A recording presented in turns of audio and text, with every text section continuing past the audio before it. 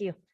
Okay, so my name's Kunsang, and I'm going to be speaking about my project, which took a look at access to green space in Toronto using the 330-300 rule for greening cities. So as we know, urban forests have numerous environmental, economic, and health benefits for municipalities and their residents, some which are shown here. Regarding people's health and well-being, the urban forest improves air quality, improves mental health, decreases the urban heat island effect, promotes physical activity, and encourages residents to spend more time outdoors interacting with each other, thereby increasing social cohesion or a sense of community and belonging. Additionally, because urban green space can promote physical activity and decrease stress, two factors which are associated with chronic diseases like heart disease and diabetes, urban green space can play a role in preventing and mitigating these chronic diseases. But the urban forest needs to be accessible in order to be used by residents to get the most benefits from. So the 330-300 rule was introduced by Dr. Cecil Konijnendijk earlier this year as a guiding principle for urban forest programs that would ensure that all residents in cities have access to green space and its benefits. So the guideline states that every resident should be able to see at least 3 trees of a decent size from their home. Research shows that nearby green space, especially space that is visible, is important for one's mental health. The second element of the rule is that every neighborhood should have at least 30% canopy cover. And this is based on research that shows that this amount of canopy cover allows for residents to benefit in different aspects of both physical and mental health. The third element of the rule states that every resident should live no more than 300 meters from the nearest high quality park or green space that is at least 1 hectare in size. And this is based on research that shows that proximity to green space encourages use of that green space with positive impacts for health and well-being. So the 330-300 guideline is straightforward to communicate to different stakeholders and can be used to track progress of greening initiatives with. So the objectives of this project were to determine the proportion of residences in Toronto and Mississauga that meet the 330-300 rule. The second objective was to determine if there is a relationship between the listing price of our residents and access to green space in these 2 municipalities. So for data collection, listings of 3-bedroom row houses and townhouses listed for sale in Toronto and Mississauga were retrieved from the website realtor.ca this past October and November. So row houses and townhouses were used because the square footage of residences is not always publicly available. So using this type of residence with the same number of bedrooms would standardize for size of residence.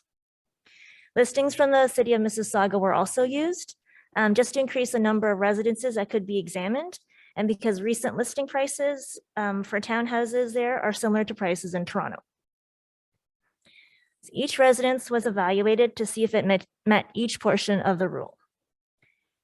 The total number of trees of a decent size, which was defined as having trees having a diameter breast height of at least 20 centimeters, that could be viewed from the front window of each residence, was determined using Google Street View, Google satellite imagery, or 360-degree views provided by the realtor. To determine the canopy cover of a neighborhood a residence was in, a grid consisting of 100 squares was laid over 1 square hectare area centered around a residence in a Google satellite image, as shown here. And the number of circles that fell upon a tree's canopy were counted, which is essentially the same method used by iTree Canopy to determine canopy cover. Google Maps was also used to determine the distance from a residence to the nearest boundary or trail of a park or green space. The park or green space had to be a minimum of 1 hectare in size and had to be publicly accessible free of charge at all times, as residents should be able to access this space regardless of socioeconomic circumstances. So for this project, green spaces included ravines and excluded golf courses, which require a fee to use most of the time, and cemeteries because they're not open all the time.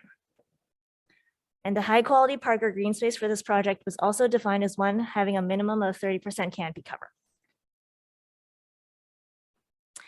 The proportion of residences that met the entire rule and each element of the rule was then determined. This was done with all residences and when residences were divided by listing price into 3 groups. Correlation analyses and regression analyses were then completed to determine if there were relationships between listing price and each element and to estimate the listing price required to fulfill each element. And all analyses were completed using RStudio or Microsoft Excel. Okay. So after some listings had to be excluded, 180 residences were examined in the end. 169 of these were in Toronto and 11 of these were in Mississauga. So this map here shows the location of all the residences, except there are 2 additional pins, one for Toronto Pearson Airport and the other one for the Toronto Zoo, so just please ignore those. So the green pins are the 60 residences that have the most expensive listing price. The blue pins are the 60 residences that have the mid-range listing prices. And the black pins are the residences that have the least expensive listing prices. And as you can see, the most expensive listing prices, the ones in green, tend to be closer to downtown or in downtown, closer to the lake and along the Yonge Street corridor that runs north-south. The mid-range residences and the least expensive residences tend to be farther from downtown, more spread out and going into the suburbs or corners of the city. Okay. So here we see the percentage of residences that meet the entire rule, each element and multiple elements of the rule. The blue circle shows all the residences that meet the 3-tree element of the rule. The green circle shows all the residences that meet the canopy cover element of the rule. And the reddish circle shows all the residences that meet the proximity to green space element of the rule. In the middle of the diagram, we can see that only 12% of the 180 residences examined, which comes out to 22 residences, meet the entire rule. More than 60% of the residences meet the 3-tree element of the rule. So so having 30% canopy cover and being close to green space were the more limiting factors. And in the bottom right-hand corner here, we can see that 26% or 47 residences did not meet any element of the rule. So when we divide the residences into groups by listing price, this is what we see. So the first row in this chart shows the most expensive residences in green. Second row shows the mid-range residences in blue. And the third row shows the least expensive residences in black. The median price for each group is shown in the first column, and the proportion of residences that meet the entire rule, each element of the rule, and those that do not meet any element of the rule are also listed. So the group of most expensive residences has a higher proportion that meets the rule, each element of the rule, and has the lowest proportion that does not meet any element of the rule. This indicates that the more money that is paid for a residence, the more of a guarantee they'll have for access to green space, which is similar to what is seen in the literature that shows that there is more green space, for example, higher canopy cover in higher income neighborhoods in different cities, including in Toronto. The mid-range and least expensive residences have a similar proportion that meet the entire rule, the 3-tree element of the rule, and the canopy cover element of the rule.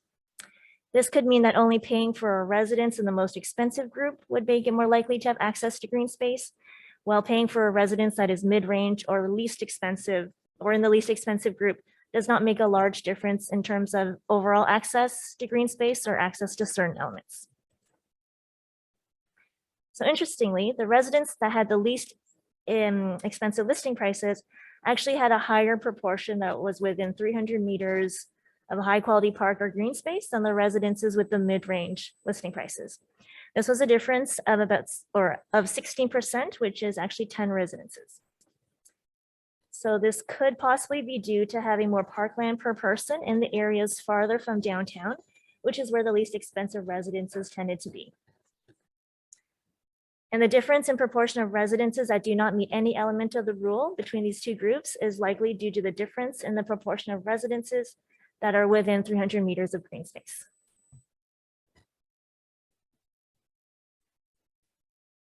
Okay.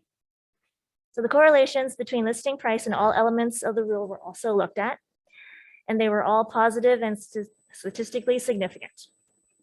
So the plot on the left shows that to have a good chance of being able to see 3 trees from your residence, you would have to pay $1.89 million for a townhouse or row house. The plot in the middle shows that to have a good chance of having 30% canopy cover in your neighborhood, you'd have to pay $4.47 million for a row house or townhouse. And the final plot shows that to live within 300 meters of green space, you'd have to pay $3.85 million. So the plots also show us that residences that are priced lower can still meet that element of the rule, but would be less likely to. Okay, so some aspects of the rule to consider are, so for this project, a low proportion of residences met the entire rule. Had some parameters of the rule for this project been different, that figure would have also been different and it would have been higher. So for example, one option would have been to see how many residences were within 300 meters of high quality green space that were a minimum of ½ hectare in size instead of 1 hectare that was used for this project. There are not many parks that are at least 1 hectare in size in Toronto, and smaller parks such as the one shown in this photo here in downtown Toronto can still be beneficial as they can still provide a benefit for social interaction, recreation, and there are still trees that provide shade, mental health benefits, and other benefits. Another option would have been to see how many residences were within 300 meters of a green space with any amount of canopy cover, not necessarily the 30% minimum that was used for this project. Even with less than 30% canopy cover, these green spaces can still provide different benefits like smaller parks do. Also, because we have such a small proportion of residences that meet the rule, is it realistic for us to be able to get every residence to meet the rule in Toronto? So do we consider revising the thresholds of the rule so they are a bit lower for us? For example, if we did modify the thresholds to have every resident see 2 trees from their residence, live in a neighborhood with 20% canopy cover, and be within 600 meters or a 10-minute walk of a park or green space, there would have been a higher percentage of residences that would have met the rule, and that number would have been 29%.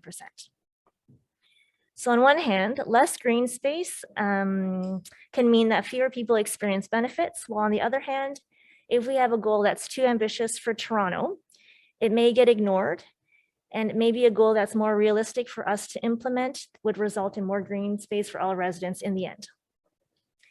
So we do have to be careful to ensure that there is a fine balance between a guideline that's feasible for us, yet is sufficiently aspirational enough so that we get as much of a green space as possible for all residents. So just some things to think about. So in conclusion, the 330-300 rule is a guiding principle for urban forest programs to ensure the equitable distribution of green space for all residents. Unfortunately, only 12% of the 180 residences in Toronto and Mississauga looked at for this project met the entire rule. Listing price was positively correlated with access to green space, meaning that the more that one paid for a townhouse or row house in Toronto, the more access to green space there was. So we can stand to increase green space all across Toronto and Mississauga, starting with neighborhoods that currently have less of it to ensure that all residents can benefit from the urban forest. Okay. So I'd like to thank my supervisor, Sean, for his guidance and feedback during this project, especially with the methodology and with the statistical analysis, and also for his encouragement, especially to get me to think critically. I also like to thank my external examiner, Cecil, for taking the time to be my examiner, and also for his encouragement and feedback. And I also like to thank my group from the Urban Forest Field Camp, Aditi, Kat, and Bridget, for coming up with the idea and for starting the project off in the fall. These are my references, and thank you very much.